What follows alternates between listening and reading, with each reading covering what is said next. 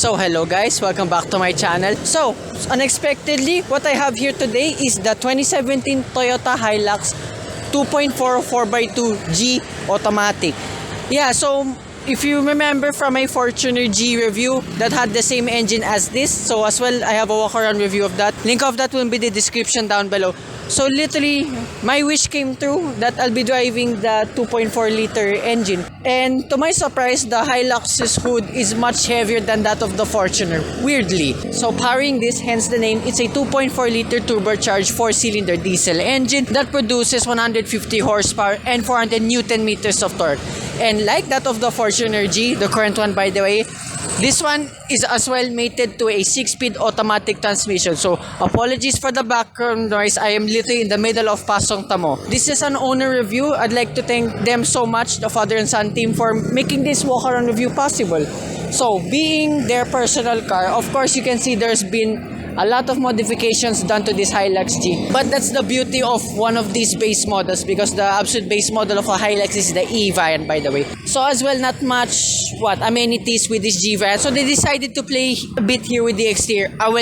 A lot. So you have garnishes over here around the lights, additional cladding here on the side since they use this as their daily, and I assume they off-road a lot because look at the wheels and tires. So these are running on Dunlop Grand Tech 80 all-terrain tires, and you as well notice the wheels look very similar to that of the Chevrolet Tracker.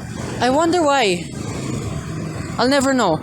Anyway, so here now at front, this is the biggest change done to this Hilux G variant. You have a reminiscent of the past here. You have a TRD grille because nowadays it's called GR, no longer TRD.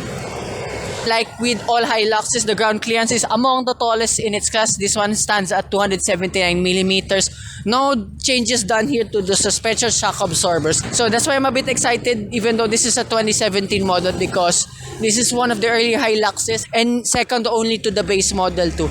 And since being a Hilux, I want to know about that infamous ride. Knowing Pasong Tamo has some mixed roads, mostly smooth. So I want to know how this 4x2 will fare out, because I remembered when I drove the Fortuner LTD, I found the 4x2 variants were a little bit more softer than the 4x4. So I want to see if this will be the same. So on the side profile too, surprisingly for a G variant, you have side steps over here, Hilux badging here on the door. The side mirrors have been read out a bit too. So here now at the rear of this Hilux G, and to my surprise again, there are mud flaps over here because I remember the Fortuner G did not have mud flaps whatsoever. Again, you have Hilux garnishes over here. You have a massive garnish here around the tailgate handle, and surprisingly they didn't touch this part anymore on the rear bumperettes, I have to say. Being a G variant, this does not have an assist for the tailgate, so it is quite heavy. I think this is one of the heaviest tailgates I've encountered so far. So the payload capacity of this Hilux G is at 925 kilograms. So more or less on par with its competition. But this has a better payload capacity than that of the Stradas. I was about to say my Stradas. That's about it here. Since being a G variant is near to the base model, let's go to the interior. Oh yeah, it's so heavy. Oh yeah, being a modified one too, there's clamps there on top of the load bed in case they wanna go camping or whatnot. So here in the interior, yeah, it looks like every other Toyota. It's pretty much robust, basic, but I don't mind it since this being the G model too. So here in the door card, yeah, there's a lot of plastic here and there, fabric materials for your elbow, and then here in the steering wheel, surprisingly for a G variant, you still have a lot of buttons. So you have your phone connectivity and voice command buttons on the left side, and on the right side for adjusting for your instrument cluster. And then the instrument cluster itself, there's blue accents all around it, and then there's a little LCD display right in the middle.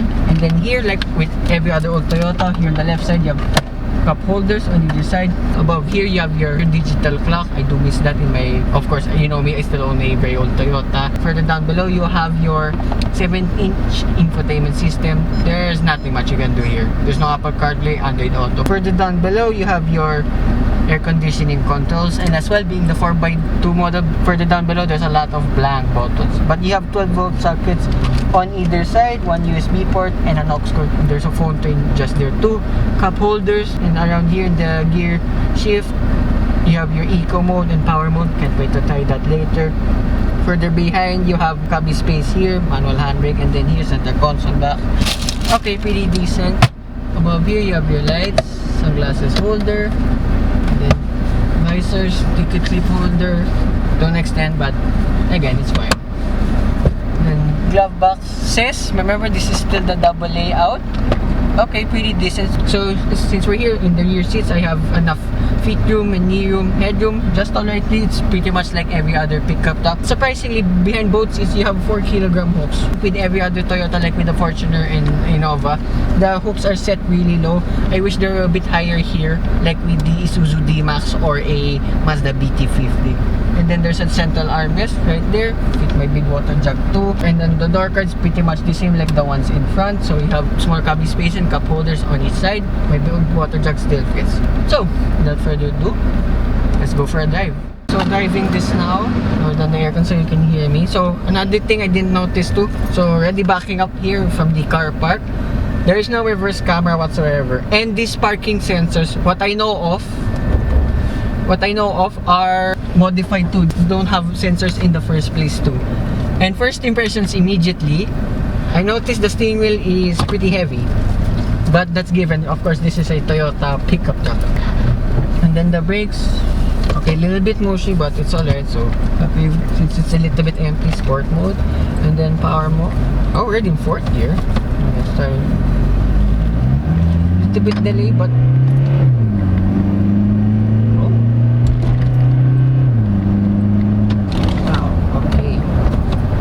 right, despite only having 150 horsepower, and as well still since being a diesel engine, well, Toyota, the torque is pretty much amazing too. It's like every other pickup in the sense that's the advantage of diesel engines in the first place. So put you back to automatic and then eco mode. It's slightly a bit more delayed, but once it gets going, it gets going. I don't think this has turbo lag whatsoever. It's just more of like a throttle delay.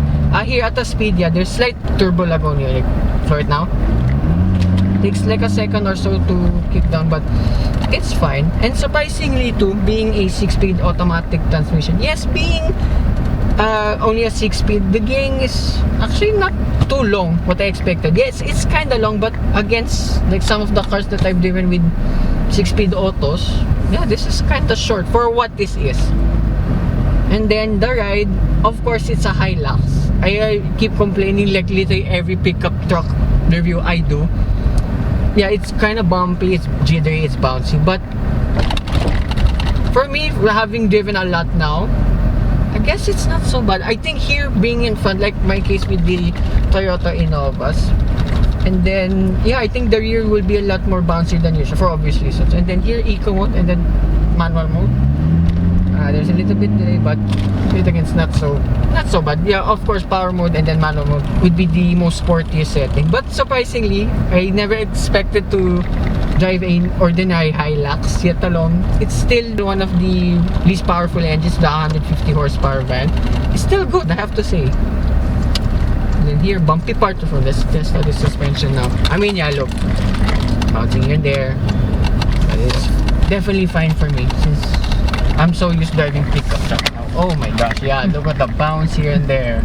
This is why buyers evade to the Hilux in the first place, because of the bouncy ride here and there. That's why they tend to get more of the other pickup trucks in its segment. Like for example, the Strada, the Rangers, the Terra. I'm not sure with the D-Max. I wonder who's worse now, D-Max or a Hilux.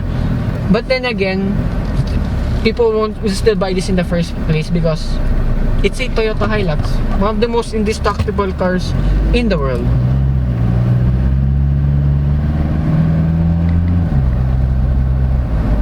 And then here, 50, 60 kilometers per hour. Despite as well, remember on semi-off-road tires. The NVH here is actually commendable. I really like this. So as well with the owner's experience with the fuel economy, of course, just driving it here around in Pasong Tamo, heavy-footed, of course, all the time. I've been doing 5 kilometers per liter. However, on Sir Kevin's experience, he's been averaging 9.1 to 10 kilometers per liter in the city.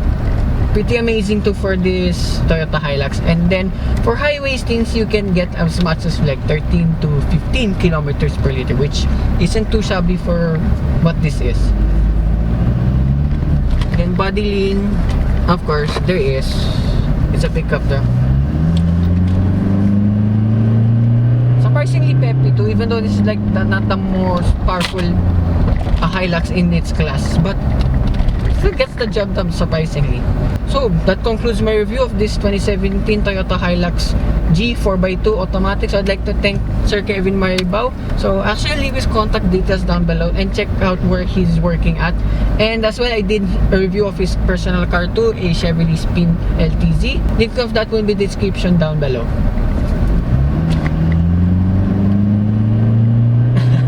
So that concludes my review again.